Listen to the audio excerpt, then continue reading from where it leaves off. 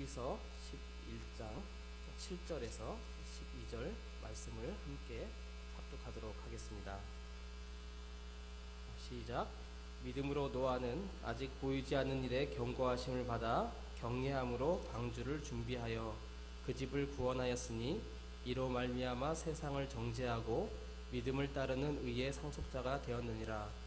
믿음으로 아브라함은 부르심을 받았을 때에 순종하여 장래의 유업으로 받을 땅에 나아갈새 갈 바를 알지 못하고 나아갔으며 믿음으로 그가 이방의 땅에 있는 것 같이 약속의 땅에 거류하여 동일한 약속을 유업으로 함께 받은 이삭 및 야곱과 더불어 장막에 거하였으니 이는 그가 하나님의 계획하시고 지으실 터가 있는 성을 받았음이라.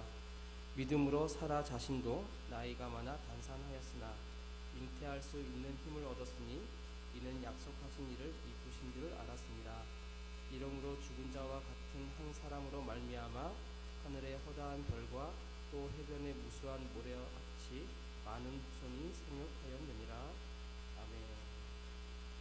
하나님께서 이 말씀을 통해서 여러분과 저에게 은혜 주시기를 원합니다. 지금은 우리가 예수님의 고난의 십자가를 묵상하는 사순절 기간을 보내고 있죠. 그래서 예수님의 부활의 기쁨을 맞이하기 위해서 우리가 경건한 마음으로 주님의 고난을 따르고 배울 수 있는 그런 신앙의 시간이 될 수 있기를 바랍니다. 참 나날이 어수선한 것 같습니다. 우리 장로님 검찰에 출두하기도 하고 우리가 가진 그런 여러 가지 문제들도 우리의 눈앞에 있습니다. 하나님께서 우리의 모든 것들을 인도하여 주시고 우리와 교회와 또 이 땅에 평화를 주시기를 간절히 기도해야 될 시기인 것 같습니다. 1895년 흔히 을미사변으로 알려진 명성황후 시해 사건이 나던 날 밤에 두려움과 불안에 쌓인 고종 황제가 침전 밖을 향해서 화급하게 외친 말이 밖에 기독교인이 누가 없느냐라는 말이었다고 합니다. 그래서 선교사 언더우드와 헐버트가 급히 궁으로 가서 고종 황제와 함께 밤을 지샜다고 하지요. 제중원 원장 에비스는 고종의 요청으로 황제의 신변을 지키며 먹는 음식마다 독이 있는지를 살폈고 언더우드의 부인인 릴리어스 호트는 독사를 두려워하는 고종 황제에게 음식을 조리하고 순번을 나눠 불침번을 서면서 황제를 호위했다고 합니다. 당시 기독교인의 수가 인구의 1%도 안 되었을 때이지만 복음의 새 역사를 시작하면서 교회는 그 사명을 다하면서 이 땅에 순수하게 뿌리를 내리기 시작했다는 것입니다. 그런데 2016년 말에 발표한 2015 인구주택 총조사라는 것을 보면은 종교가 없는 국민이 56.1%로서 산업화 시대 이후 처음으로 50%를 넘어섰다고 합니다. 이처럼 많은 사람이 믿음을 저버리게 되니까 이젠 누구도 믿을 수 없게 되었고 아무렇지 않게 남을 속이고 거짓말을 하며 신뢰가 무너진 그런 사회가 되어버렸다는 것이죠. 법무부 장관을 지낸 김승규 장로는 이렇게 말합니다. 법무장관 시절의 조사에 보니 위증, 무고, 사기, 3대 거짓말 범죄가 검찰 업무의 70%를 차지했다. 거짓말 때문에 다른 업무를 못하고 있다니 얼마나 비효율적인 처사인가라고 했습니다. 또한 이 시대의 기독교 지성인 중에 한 사람인 손봉호 교수는 이렇게 지적을 합니다. 우리나라뿐 아니라 전 세계가 무신론으로 향하고 있는 상황과 무관하지 않다. 세상이 점점 세속화하면서 저마다 마음속에 경찰이 사라졌다. 정직과 신용, 믿음, 신뢰 같은 고귀한 가치보다는 돈과 권력, 명예를 쫓는 세속적인 가치를 더 따르는 사회 전반의 분위기가 거짓말을 아주 쉽게 부추기고 있다라고 생각한다라고 했습니다. 노숙자들을 돌보는 사역을 하는 산마루 교회의 이주연 목사라는 분은 또 이렇게 말합니다. 이 땅에 참으로 핵 위기 이상으로 더 큰 위기의 시대가 도래하였다. 인류사의 인간의 위기에 두 가지 근본된 것이 있는데, 하나는 하나님이 없다라고 주장하는 무신론과 또 하나는 인간은 하나의 물질 덩어리로 보는 세계관인 유물주의이다. 이 두 가지가 인간의 신앙과 도덕률을 근본적으로 해체시키고 인간의 존엄성을 파괴해왔다. 이러한 풍조는 정치적으로 또 법적으로 조직적으로 연대하여 행동을 본격화하는 모형새이다. 이러한 세력은 인권과 성평등이라는 이름으로 또한 신앙의 자유라는 이름으로 믿음의 본질을 말살하고 사랑이 없는 쾌락뿐인 인간 세상을 만들어 놓을 것이다.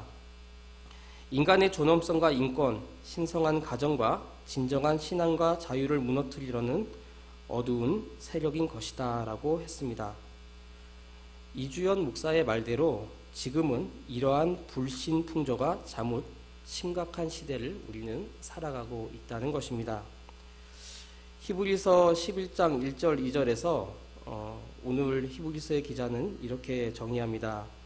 믿음은 바라는 것들의 실상이요 보지 못하는 것들의 증거니 선진들이 이로써 증거를 얻었느니라.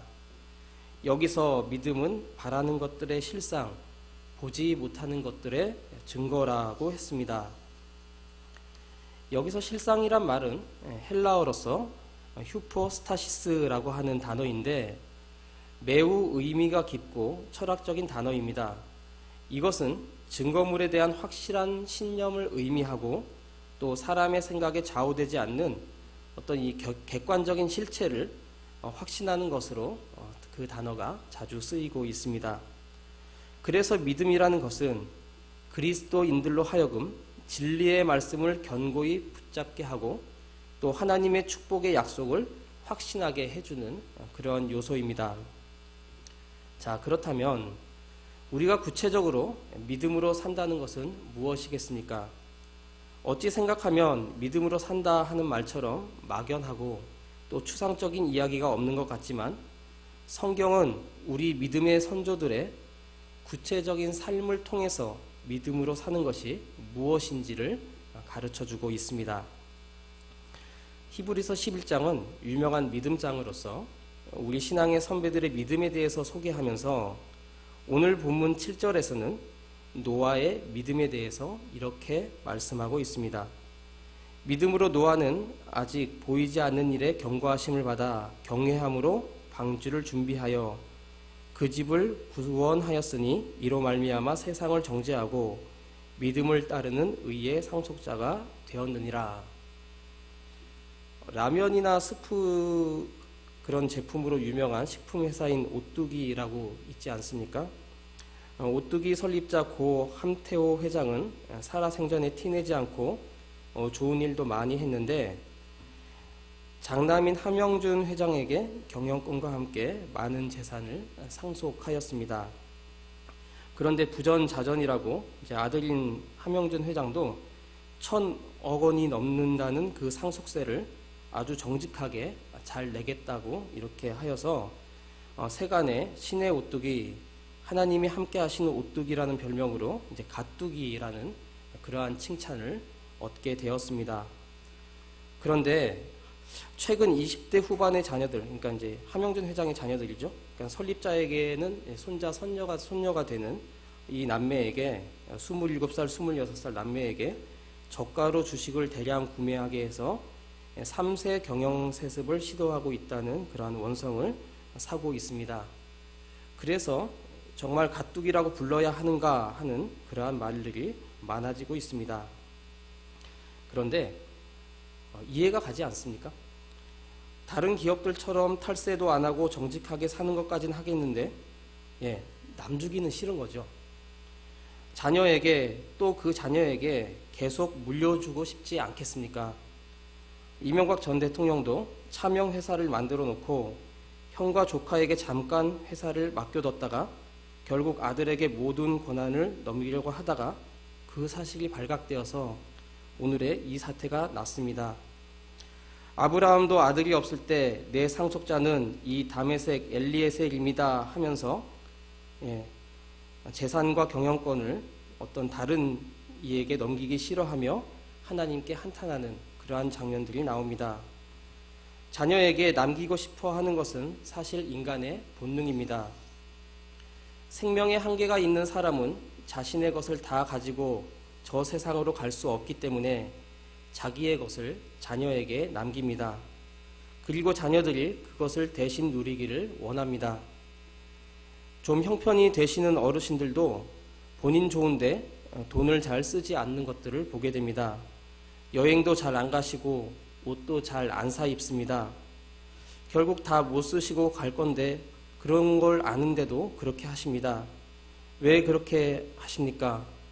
검소한 생활이 오래된 습관이 되어서 그런 것도 있지만 자녀들한테 또 그 손자 손녀들한테 한 푼이라도 더 물려주려고 그러는 것도 있습니다. 그런데 정작 물려주어야 할 것 중에 가장 중요한 것이 믿음입니다.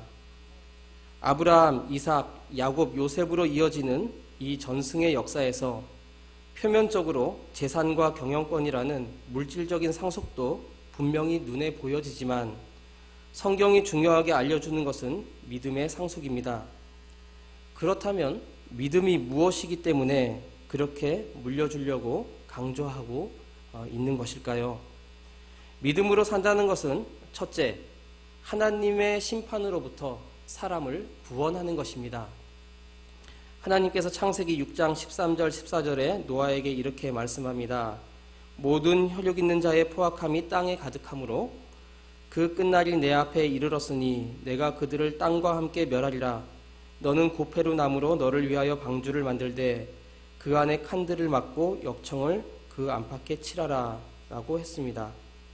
그래서 노아는 이 말씀을 듣고 120년 동안 산 위에다 방주를 만들었습니다. 말 많은 세상에서 노아와 그 아들들이 산 위에다 큰 배를 만들었을 때 사람들이 얼마나 허망한 짓이라고 조롱을 했겠습니까? 그러나 노아는 믿음으로 그 많은 비난을 감수하고 세 아들과 함께 산 위에 방주를 지어서 다가올 하나님의 심판을 대비하며 홍수로부터 자기와 자기 가족을 구원하였습니다. 인생의 제일 큰 과제가 무엇이겠습니까? 그것은 무엇보다도 구원의 문제입니다. 이 땅에서 잠시 사는 동안 부자가 되고 가난한 자가 되어서 잘 산다, 못 산다 하는 것이 영원한 하나님의 관점에서는 크게 부각되는 문제가 아닙니다. 중요한 것은 예수를 믿음으로 하나님의 진노로부터 죄 사함을 받아서 영원한 생명을 누리는 것입니다. 에베소서 2장 8절에서 9절에 말씀하기를 너희는 그 은혜에 의하여 믿음으로 말미암아 구원을 받았으니 이것은 너희에게 난 것이 아니요 하나님의 선물이라 행위에서 난 것이 아니니 이는 누구든지 자랑하지 못하게 함이라고 했습니다.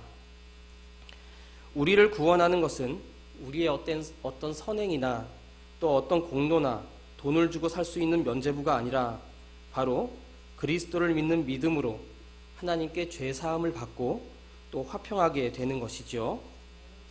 사도 바울은 고린도전서 15장 19절에 이렇게 말씀합니다. 만일 그리스도 안에서 우리가 바라는 것이 다만 이 세상의 삶뿐이면 모든 사람 가운데 우리가 더욱 불쌍한 자이리라. 자, 그렇기 때문에 병들었느냐, 건강하느냐, 잘 사느냐, 못 사느냐 하는 문제보다 더 중요한 것은 나의 삶이, 우리 가족들의 삶이 구원받는 삶인가? 라고 하는 것입니다. 구원받고 건강해야 되고 구원받고 부자가 되어야 되는 것입니다. 둘째로 믿음으로 산다는 것은 우리의 일상생활 속에서 하나님의 말씀을 듣고 그 말씀에 순종하며 사는 것입니다. 오늘 본문에서 아브라함의 믿음을 8절 10절에 이렇게 증거합니다. 믿음으로 아브라함은 부르심을 받았을 때에 순종하여 장래의 유업으로 받을 땅에 나아갈새 갈 바를 알지 못하고 나아갔으며 믿음으로 그가 이방의 땅에 있는 것 같이 약속의 땅에 거류하여 동일한 약속을 유업으로 함께 받은 이삭 및 야곱과 더불어 장막에 거하였으니 이는 그가 하나님이 계획하시고 지으실 터가 있는 성을 바랐습니다. 라고 말씀합니다. 자, 여기서 아브라함은 하나님의 부르심을 받았을 때 믿음으로 순종했다고 말씀하고 있습니다. 그래서 하나님께서 인도하시는 대로 그 말씀을 쫓아 하루하루 살아갔던 것이죠. 우리의 신앙생활이 잘못되는 것 중에 하나는 신앙을 단지 어떤 지식으로만 생각하는 것입니다. 성경을 많이 읽고 또 많이 깨닫고 많이 기억하면 이것이 마치 믿음인 줄로 알고, 성경의 진리에 감격하면 이게 믿음이 좋아진 걸로 아는데, 그것은 한낱 종교적인 지식과 감정에 불과합니다. 중요한 것은 내가 믿고 깨달은 대로 그대로 그것이 나의 삶이 되는가라는 것이죠. 이것이 바로 진정한 믿음입니다. 이 시대의 영성가 유진 피터슨이 쓴 한길 가는 순례자라는 책에 이런 내용이 있습니다. 유진 피터슨이 어느 날 헌혈을 하기 위해서 적십자사의 헌혈차에 누워 있는데, 간호사가 헌혈 적격 여부의 마지막 질문에 당신은 위험한 일에 종사하고 계십니까? 라고 묻자 그는 그렇습니다 라고 대답합니다. 한눈에 봐도 목사인 것을 알 수 있는 성직자용 칼라가 달린 옷을 본 간호사는 웃으면서 아니오에 자기 맘대로 표시하고는 목사님, 그런 종류의 위험한 일 말고요 라고 했다고 합니다. 하지만 유진 피터슨은 이렇게 말합니다. 나의 삶에서 위태로운 것은 그리스도인으로 살아가는 일이다. 매일같이 나의 믿음은 사선에 서 있다. 나는 결코 하나님을 본 적이 없다. 거의 무엇이든 저울질하고 규명해야 되고 측량해야 되고 심리 분석과 과학적 통제 아래 두는 이 세상에서 눈을 마주친 적도 없는, 목소리를 들어본 적도 없는, 그 심중을 파헤친 적도 없는 하나님을 삶의 중심에 모시고 살기를 고집하고 있는 것이다. 그러나 위태할 때나 태평할 때나 삶의 가장 기본적인 조건은 바로 전능하신 하나님이었다. 그 하나님은 우리 편에 계시며 우리의 도움은 천지를 지으신 여호와 하나님 이름에 있다라고 했습니다. 눈에 보이지 않아도 성령으로 이끄시는 하나님의 인도하심을 따라서 하루하루를 하나님의 이끄심을 따라서 살아가는 것이 바로 우리의 믿음 생활인 것입니다.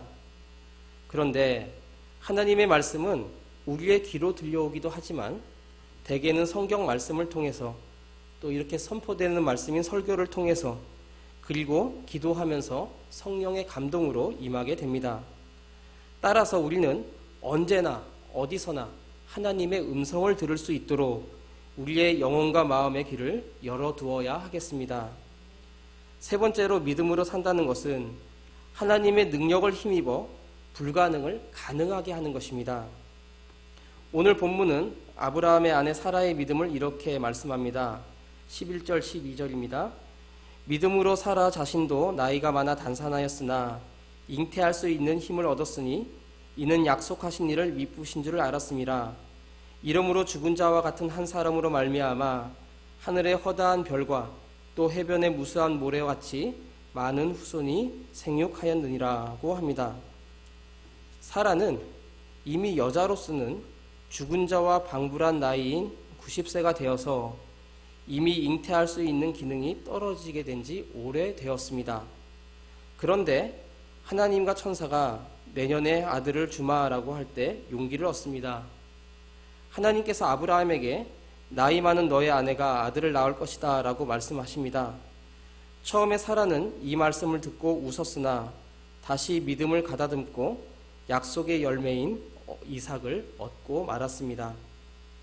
이것은 자기의 약점과 인간적인 모든 한계를 믿음으로 극복하고 하나님의 능력을 신뢰하여서 노년에 아들을 얻게 된 위대한 믿음으로 평가되고 있습니다.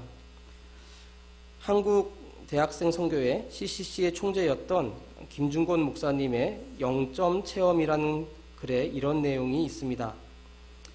죽었다 살아난 체험 다음으로 사형수의 체험 혹은 무일푼의 거지 생활 체험과 같은 것도 인생 수도에 큰 도움이 된다. 나는 거지 순례를 전도를 떠난 학생들의 사도행전 같은 보고를 자주 듣는다. 두메 산골 가난한 집 아이가 죽어가고 있었다. 의사도 약도 돈도 없었다. 학생이 예수의 이름으로 기도했다. 주여, 돈도 약도 의사도 없사오니 주님이 직접 고쳐주십시오. 그랬더니 주님이 고쳐주셨다.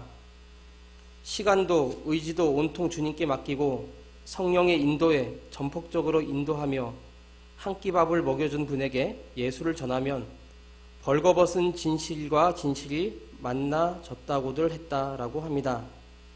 인간적인 가능성과 계산을 내려놓고 전폭적으로 하나님을 의지할 때 놀라운 기적을 체험하게 되었다는 것이죠. 자, 그러면 우리가 어떻게 믿음을 얻을 수 있겠습니까? 먼저 기도로 구해야 되겠습니다. 제자들은 예수님께 믿음을 더해달라고 구했습니다.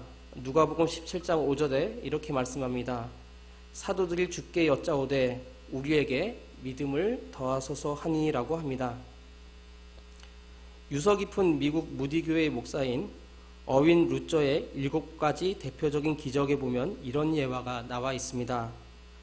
어느 날 교회 옆에 위치한 술집 주인이 이웃교회 교인들이 자기 술집이 천둥벼락에 맞아 없어지게 해달라고 기도했다는 소식을 들었다. 그런데 몇 주 후 진짜 그 술집이 천둥벼락을 맞아 불타버리고 말았다. 그러자 술집 주인은 변호사를 고용했다. 그리고 교회를 고소하고 손해배상을 청구했다. 그러자 교회 측을 대표하는 지도자가 나와서 교회 입장을 대변하며 변론했다. 아무리 교인들이 그런 기도를 했기로써니 술집이 그 결과로 천둥벼락을 맞았다고 하는 것을 어떻게 증명할 수 있겠느냐라고 변론을 펼치자 고심하던 재판관은 최후 판결을 다음과 같이 내렸다고 한다. 술집 주인은 기도를 믿었고 교회는 기도를 믿지 않았다. 누구의 믿음이 더 좋았던 것일까요? 믿음을 더 깊이 체득할 수 있는 또 다른 방법은 하나님의 말씀을 읽고 들으며 지켜 준행하는 것입니다. 로마서 10장 17절에 믿음은 들음에서 나며 들음은 그리스도의 말씀으로 말미암았느니라고 하죠. 미국의 33대 대통령을 지낸 트루먼이 은퇴 후에 자신의 기념 도서관을 방문합니다. 그러자 어린 초등학생들이 트루먼 전 대통령을 보려고 몰려와서 한 학생이 질문을 던졌다고 합니다. 대통령 할아버지는 공부를 잘하셨죠? 학급 대표를 하셨나요? 트루먼이 대답했다. 나는 공부를 참 못했어. 눈이 나빠서 안경을 벗으면 거의 시각장애인이었지. 특별한 재주도 없었고 겁도 굉장히 많은 편이었다. 아이들이 고개를 갸웃합니다. 그런데 어떻게 대통령까지 됐나요? 트루먼은 상냥하게 대답했다. 나는 믿음이 있었단다. 내게 믿음이 없을 때 힘주시는 하나님과 성경을 믿었어. 하나님은 항상 내 등 뒤에서 나를 응원하고 계셨단다. 그것이 가장 큰 힘이었지라고 대답하였습니다. 현재 검찰 조사를 받고 있는 이명박 전 대통령도 한때 여러 곳에 간증 집회를 다니면서 강연하기를 나는 어려서부터 어머니의 훈계와 기도로 신앙 교육을 받았고 기도와 노력 없이는 아무것도 이루어 놓을 수 없었을 것이다 라고 하신 적이 있습니다. 어느 정도 맞는 이야기 같습니다. 그래서 그 믿음으로 서울시장 재직 시절에는 서울시도 하나님께 갖다 봉헌하고 BBK 다스 의혹 때는 성경 말씀을 인용해서 모든 것이 새빨간 거짓말입니다. 나에게 돌을 던질 사람이 누구입니까? 라고 했는데 현재 그렇게 할 수 있다 미투 하는 사람들이 서울에서 부산까지 4대강의 강줄기를 이어서 줄을 서고 있다는 소식이 들리고 있으니 참담한 심정이 이해가 가는 것이죠. 정말로 그분의 말대로 역사에서 이런 일이 마지막이 되었으면 합니다. 우리 곁엔 무엇이 있습니까? 힘겨운 삶의 무게도 있고 가족 부양의 중압감도 있고 여러 가지 삶의 문제들이 우리 앞에 있습니다. 하지만 믿음의 상속자가 된 참된 그리스도인은 하나님을 모시면 어떤 시련에도 절망하지 않습니다. 왜냐하면 곁에서 응원하시는 보이지 않는 손길을 믿기 때문입니다. 인생의 짐을 하나님께 맡기고 참된 평안을 누리는 우리 모두가 될 수 있기를 바랍니다. 어느 MBC 방송 앵커가 새벽에 골프 연습장에 갔다가 그날따라 골프장 문이 잠겨있는 바람에 자기 부인이 다니는 인근 교회 새벽 기도회에 들어갑니다.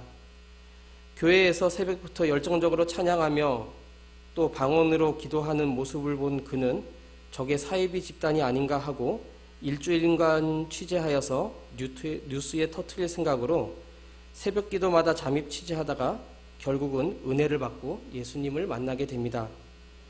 예수님을 만나자 그의 삶은 180도 바뀌었습니다. 쾌락을 안겨주던 술과 도박과 골프는 낮은 차원의 기쁨이 됐고 더 이상 그에게 의미가 없어졌다고 합니다. 그런데 이렇게 되기까진 그가 술에 취해 돌아오면 그의 부인이 누워있는 그의 양말을 벗기며 이 발이 교회에 가는 발이 되게 해 주십시오 하면서 온갖 어려움을 참고 기도한 것이 결국 열매를 거두게 된 것입니다. 그 사람은 원래 불교 신자로서 그것이 얼마나 뜨거웠는지 고등학교 시절엔 출가를 하고 승려가 될 결심도 한 적이 있었다고 합니다. 1978년 MBC에 입사해서 25년간 기자로 일했고 1990년대 중반엔 뉴스 앵커로 활약하며 언론을 발판 삼아서 결국은 정계로 진출해서 권력으로 세상을 변혁시키려는 그러한 야망을 가지고 있었습니다. IMBC의 사장까지 오른 그는 가족의 반대에도 사직서를 제출해서 정치인의 꿈을 접고 미국에 있는 신학교에 입학하여 결국 목사가 되었습니다. 그는 무한도전 나쁜 기억 지우개 특집에 멘토로 출연했을 때 기자시설 남을 끌어내는 일을 했지만 지금은 사람 끌어올리는 일을 하고 있다라고 말했습니다. 기자로서 비리를 저지른 사람을 사회에 고발하고 법의 심판을 받게 하면 사회 정의가 실현될 것으로 믿었는데 그러나 그것은 그때뿐이었다는 것입니다. 사람은 쉽게 변하지 않더라는 것이지요. 부패와 타락으로 얼룩진 사회 문제를 해결하기 위한 단 한 가지 방법은 바로 예수뿐이다라고 고백을 하였습니다. 그는 지금 20만 명의 펠로우를 거느린 조정민 목사라는 사람으로 청담동에 있는 베이직 교회를 담임하고 있습니다. 성공회 대학교 교수를 지낸 지성인인 고 신영복 선생은 떨리는 나침판을 이렇게 보았습니다. 북극을 가리키는 나침판은 무엇이 두려운지 항상 바늘끝을 떨고 있습니다. 여인 바늘끝이 떨고 있는 한 바늘이 가리키는 방향을 믿어도 좋습니다. 만일 바늘끝이 전류를 멈추고 어느 한쪽에 고정될 때 우리는 그것을 버려야 됩니다. 왜냐하면 그것은 이미 나침판이 아니기 때문입니다. 라고 했다고 합니다.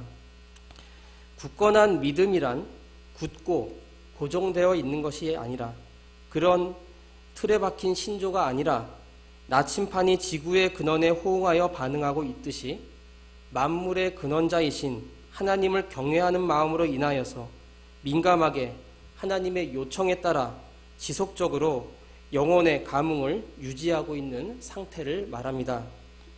고백록을 쓴 성 어거스틴은 또 이렇게 이야기합니다. 믿음은 우리가 보지 못하는 것을 믿는 것이다. 그리고 그 믿음의 보상은 우리가 믿는 것을 보게 되는 것이다 라고 했습니다. 보이지 않는 하나님의 약속을 믿음으로 붙들면 눈물과 울음으로 시작된 인생이 결국은 미소와 기쁨으로 끝나게 된다는 것이죠. 창세기 15장 6절에 아브라함이 여호와를 믿으니 여호와께서 이를 그의 의로 여기시고 라고 합니다. 우리가 믿음으로 행하면 의롭다 함을 얻고 날마다 믿음으로 승리하게 될 줄을 믿습니다. 하나님을 믿는다는 것은 그분의 말씀을 지키고 그것을 따르기 위해서 열망하며 노력하는 것입니다. 우리는 하나님을 신뢰하며 그분의 말씀을 지키려고 노력할 수 있기를 바랍니다. 하나님은 홍해를 마른 땅처럼 건너게 하셨으며 광야에서도 구름 기둥과 불 기둥으로 인도하여 내신 전능하신 아버지이십니다.